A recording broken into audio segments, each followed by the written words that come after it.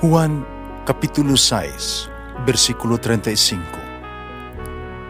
Si Jesus miingon kanila, "Ako mao ang pan nga naghatag sa kinabuhi. Ang muari kanako dili nagayod gutomon, ug ang mutuo kanako dili nagayod uhawon." Ang mga puno Pan sa kinabuhi. maglikon unta sa mong pagtuo ug gagakabi sa pagtuman sa imong mahal nga kasuguan. Ang Ginoo manaa kaninyo. Santos nga Ebanghelyo sumala ni San Juan. Naghahilang kinig mainit nga paglalisay sa mga Hudiyo, ug sila miingon, unsaon man ning tawhana paghatag kanato siyang lawas aron kanon. Sungutana sila. Si Jesus miingon kanila, sultihan ko kamo, kung dili kamo mukaon sa unod sa anak sa tao ug dili mo inom siyang dugo, di kamo makabaton o kinabuhi. Ang mukaon sa akong unod ug mainom sa akong dugo, may kinabuhing walay katapusan. Ubanahawon ko siya sa katapusang adlaw. Kaya ang ako ang unod maong matuod nga kalanon, ang akong dugo maong matuod nga ilimnon. Ang mukaon sa akong unod ug mainom sa akong dugo, magpuyo dinhi kanako ug ako diha kaniya. Ang buhing amahan may nagpadala kanako ug tungod kaniya nabuhi usab ako. Sa mapakaagi ang mukaon kanako mabuhi tungod kanako. Busa kini ang pan nga gikan sa langit.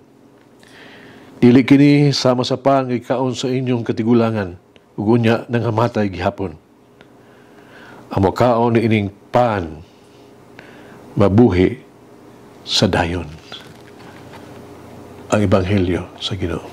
Pasalamati ang Ginoo kay siya maayo, ang iyang gugma mulungtad hangtod sa kahangturan. Pasalamati ang Diyos sa tanang mga Diyos, ang iyang gugma malungtaron. Pasalamati ang Ginoo sa mga Ginoo, ang iyang gugma balungtaron.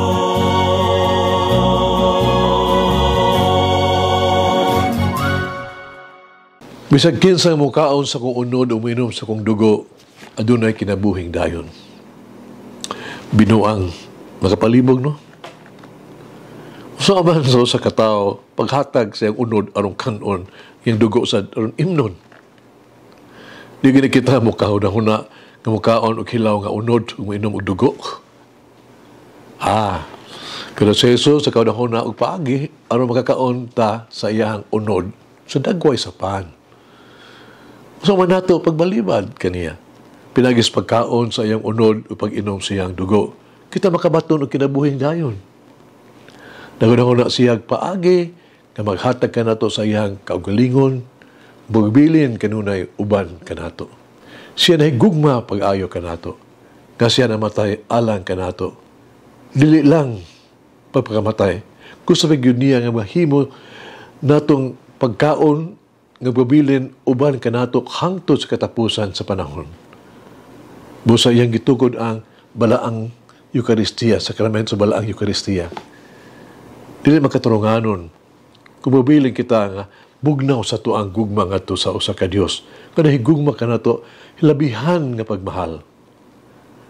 So sa paghiha kita makapasilo sa usa ka Dios, kada higugma ka na to sa malumong paagi, kung naghatag ka na to sa iyang kaugalingon, ingon nga atong pagkaon nga tos kinabuhing dayon.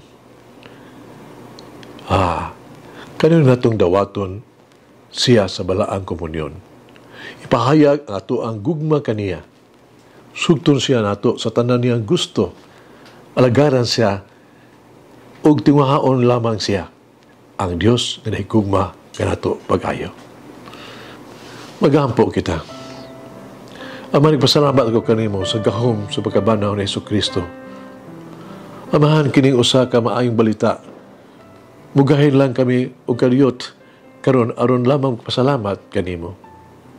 Salamat, Ginoong Hesus, na ikaw wala lamang mamatay sa krus alang sa mga sala, kundi nabanaw kagayod gikan sa mga patay aron kami makabaton og madaugon Kristohanon kinabuhi dinhi sa yuta sama sa langit.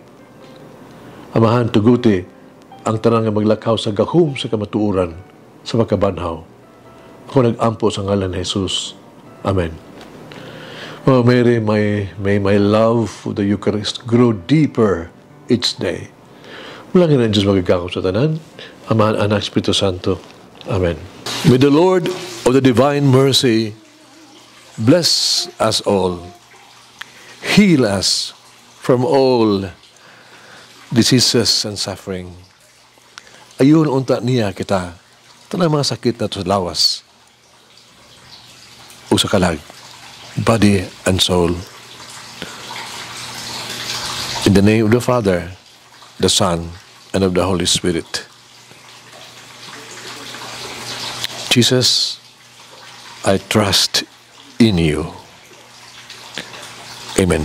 Whoever eats the bread of life will never hunger, says the Lord. Kay galaan inyong nabati ang pagpaambit ug hamubong pamalandong sa pulong sa Dios pinaagi sa tulumanon pan sa kinabuhi nga gidumala ni Monsignor Daddy Silva.